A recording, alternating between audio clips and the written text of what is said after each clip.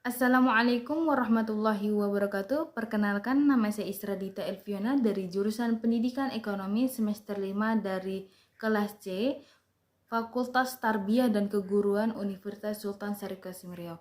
Nah, di sini saya akan menjelaskan tentang sistem informasi dan riset pemasaran produk jasa guru.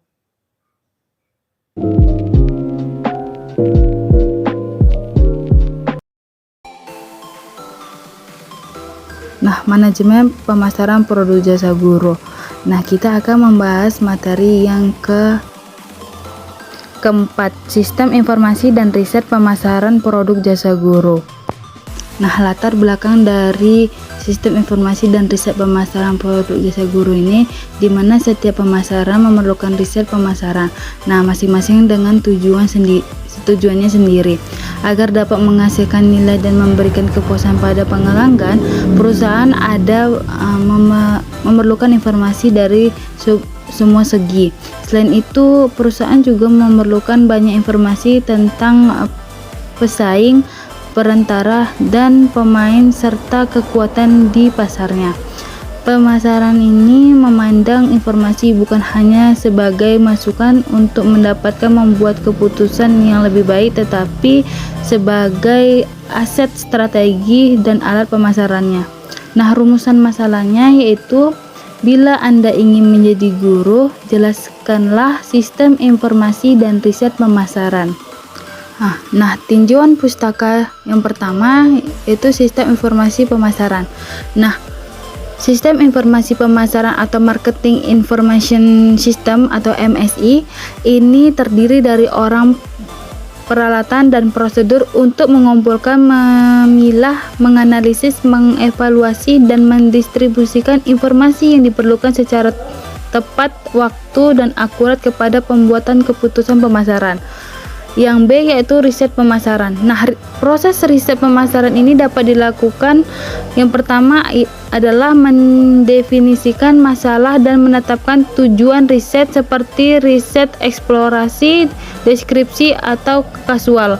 Yang kedua, mengembangkan rencana riset untuk mengumpulkan data baik dari sumber primer dan sekunder. Yang ketiga yaitu mengimplementasikan secara riset pemasaran dengan mengumpulkan, memproses, dan menganalisis informasi. Terakhir, menerjemahkan dan melaporkan pertemuan. Nah, adapun proses tersebut tadi, adapun metode pengumpulan datanya untuk proses riset informasi.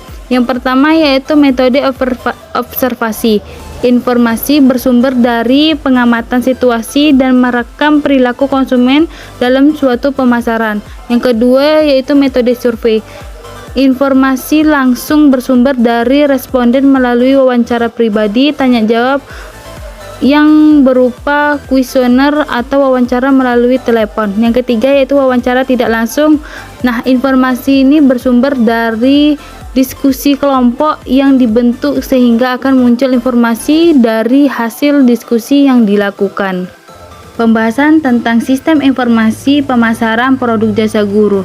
Nah, sistem informasi pemasaran sebagai guru di sini, seperti saya calon guru, memberikan data diri ke sekolah yang saya inginkan mengenai potensi-potensi yang saya miliki, seperti biasa menguasai teknologi dalam belajar mengajar, baik itu secara online, contohnya dalam menggunakan Classroom, Google Meet, Zoom, dan lain-lainnya. Walaupun secara offline, contohnya dalam menguasai laptop atau komputer. Dan juga di sini saya juga memilih sekolah SMA yang memiliki fasilitas yang cukup memadai, sehingga nantinya memudahkan saya dalam memberikan informasi mengenai pembelajaran kepada siswa. Nah, pembahasan yang B, riset pemasaran produk jasa guru. Nah, proses riset pemasaran yang saya dapat lakukan, yang pertama merencanakan riset pemasaran yang dilakukan di mana nantinya akan dilakukan pada sekolah tingkat SMA. Yang kedua, mencari informasi tentang sekolah sesuai dengan kriteria saya sebagai guru.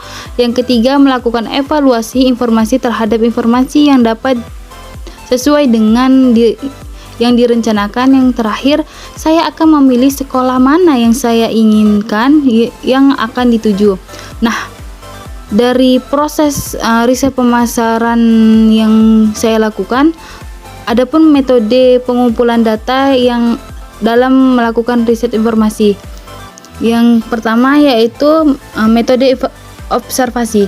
Nah, metode observasi ini saya akan mengamati sekolah mana yang akan menjadikan tujuan dalam mengajar saya. Mungkin mengamati bisa dengan melihat website sekolah tersebut. Yang kedua, metode survei, di mana metode ini saya akan turun langsung ke lapangan untuk melihat sekolah tersebut. Yang ketiga yaitu wawancara tidak langsung, seperti dengan melakukan wawancara di sekitar sekolah seperti masyarakat sekitar sekolah dan juga perangkat sekolah yang ada di situ. Sekian presentasi dari saya.